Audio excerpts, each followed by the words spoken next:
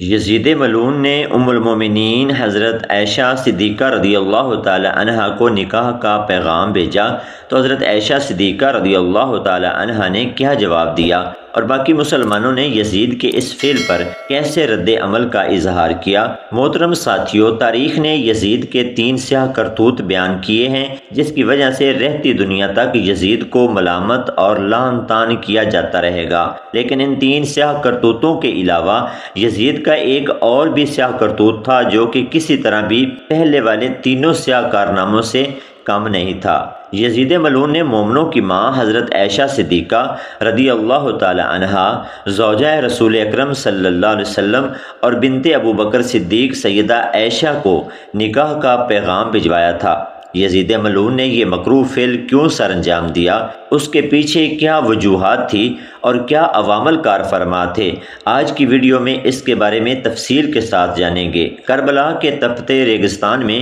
امام الانبیاء نبی صلی اللہ علیہ وسلم کی آل مبارک کو یزید نے نہایت چلاکی اور صفاکی کے ساتھ خود سامنے آئے بغیر شہید کروا دیا تاکہ میرے اوپر براہ راست کوئی الزام نہ لگا سکے، اور اگر الزام لگا بھی سکے تو ثابت نہ کر سکے۔ اس کے لیے یزید نے اپنے کارندے اور اپنے خاص سپہ سالار ابن زیاد کو اس سازش کا خاص مہرہ بنا کر کوفہ روانہ کیا۔ ابن زیاد نے کوفہ آتے ہی امام حسین علیہ السلام کی بیعت جو کہ ان کے برادر مسلم بن عقیل علیہ السلام کے ساتھ ہو رہی تھی اس کو ختم کیا اور مسلم بن عقیل اور ان کے 2 کم سن بیٹوں کو شہید کر دیا۔ اس صفاق نے امام حسین علیہ السلام کی بیعت کرنے والے لوگوں کو سخت سے سخت سزائیں دی، اور امام حسین علیہ السلام کے وہ ساتھی جو کہ امام حسین علیہ السلام کی خاطر مر مٹنے کے لیے تیار تھے ان کو قید خانے میں ڈال دیا، جن میں سلمان سردخزائی اور مختار سقفی جیسے اہم لوگ شامل تھے۔ کربلا کے اندوناک واقعے میں جب امام حسین علیہ السلام کو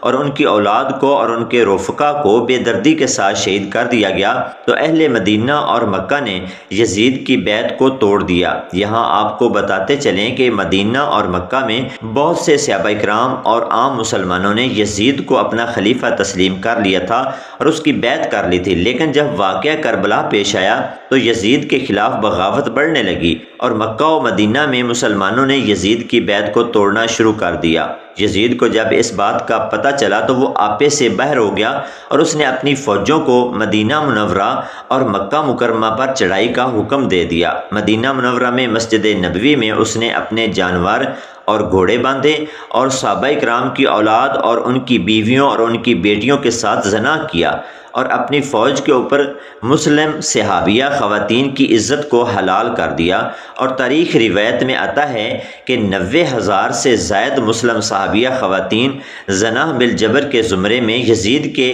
فوجوں کے ہاتھوں حاملہ ہوئی۔ دوسرا بڑا کرتوت اس نے خانہ کعبہ کی دیواروں پر پتھراؤ کروایا، جس سے خانہ کعبہ کے پردے کو آگ لگ گئی اور خانہ کعبہ کی ایک دیوار بھی جل گئی تھی۔ کربلا کا قافلہ امام زین العابدین اور سیدہ زینب سلام اللہ علیہا کی قیادت میں جب یزید کے دربار میں دمشق پہنچا تو یزید نے وہاں پر مشہور کر دیا کہ یہ باغیوں کی ایک جماعت ہے جن کو بغاوت کے الزام میں قتل کر دیا گیا، لیکن یزید نے یہ نہ بتایا کہ یہ امام الانبیاء صلی اللہ علیہ وآلہ وسلم کی اولاد ہیں اور یہ سر کسی اور کے نہیں بلکہ امام حسین علیہ السلام اور ان کے ساتھیوں کے ہیں۔ لیکن جب یزید کے دربار میں امام زین العابدین نے اپنی شناخت کروائی تو لوگ آہ و بکا کرنے لگے، لوگوں کے اندر بے چینی، رنج اور صدمہ بڑھنے لگا۔ یزید پر ہر طرف سے لعن طعن ہونے لگی اور ہر کوئی حضرت حسین علیہ السلام کے بے گناہ قتل پر یزیدیت کو برا بھلا کہنے لگا۔ پھر یزید کی طرف سے امام سجاد کو بلایا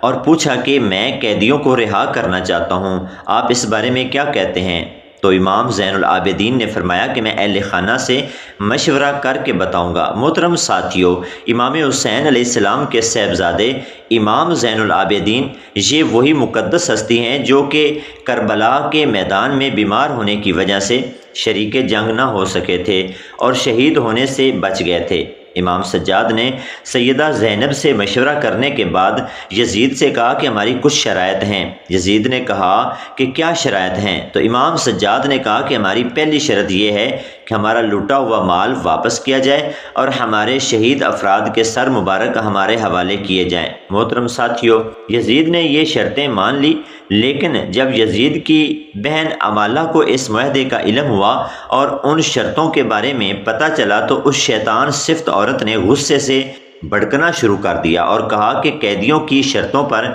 معاہدہ کیسے ممکن ہے؟ یہ کہاں کا اصول ہے کہ قیدیوں کی شرطوں پر معاہدہ کیا جائے؟ محترم ساتھیو، یہی وہ یزید ملعون تھا جو اعلانیہ اپنی ماں بہن اور بیٹیوں تک کو شہوت کا نشانہ بناتا اور ان کے ساتھ نکاح کو بھی جائز قرار دیتا تھا۔ بیان کیا جاتا ہے کہ حضرت عبداللہ بن حنظلہ رضی اللہ تعالی عنہ مدینہ کے ان بزرگوں یعنی سرداروں میں سے تھے اور آپ اس وفد کا حصہ تھے جو اہل مدینہ کی طرف سے یزید کے حالات معلوم کرنے کے لیے یزید ملعون کے پاس گئے تھے۔ آپ رضی اللہ تعالی عنہ کے ساتھ آپ کے 8 بیٹے بھی موجود تھے۔ وہاں سے واپسی پر یزید نے آپ کو بطور خوش آمدید 1,00,000 درہم پیش کیے اور آپ کے بیٹوں میں سے ہر ایک کو 10,000 درہم پیش کیے اور اس کے علاوہ انہیں سواریاں اور خلعتیں بھی دی۔ جب حضرت عبداللہ مدینہ منورہ پہنچے تو لوگ پوچھنے لگے کہ بتائیں وہاں کی کیا خبر ہے؟ آپ نے یزید کو کیسا پایا؟ آپ نے فرمایا میں ایک ایسے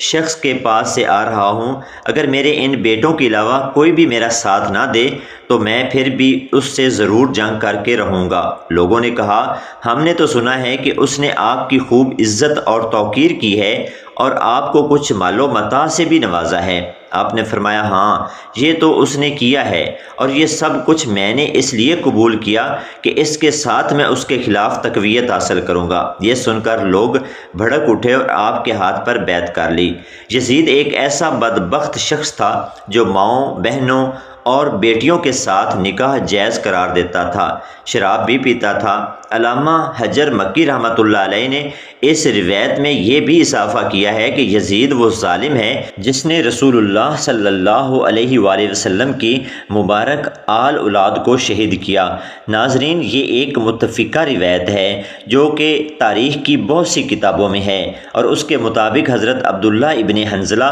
رضی اللہ تعالی عنہ نے یزید کے ذہنی افکار کو بڑی وضاحت سے بیان کیا ہے، یعنی ہر عقل و شعور رکھنے والا آدمی بآسانی یہ سمجھ سکتا ہے کہ یزید کے دل و دماغ میں ہر وقت کس قسم کے خیالات سوار رہتے ہوں گے اور وہ سید زادیوں اور امہات المومنین وغیرہ کے متعلق بھی کس قسم کا ذہن رکھتا ہوگا۔ چنانچہ ایک مرتبہ اس بدبخت نے ایک بہت غلیظ حرکت کر ڈالی جس کا معاذ اللہ کوئی مسلمان سوچ بھی نہیں سکتا، یعنی اس نے ام المومنین حضرت عائشہ صدیقہ رضی اللہ تعالی عنہا کو ہی عقد کا پیغام بھیج دیا۔ اس وقت سیدہ ام المومنین رضی اللہ تعالی عنہا بڑھاپے کی حالت میں تھی اور آپ رضی اللہ تعالی عنہ کی وفات میں کچھ عرصہ ہی باقی تھا۔ یزید لعین کا نکاح کا پیغام جب حضرت عائشہ صدیقہ رضی اللہ تعالی عنہ تک پہنچا تو مدینہ بھر میں اس کا شور برپا ہو گیا۔ تمام اکابرین اسلام نے اس بدبخت کو بہت لعنت و ملامت کی۔ یہ بات جب یزید کے والد معاویہ تک پہنچی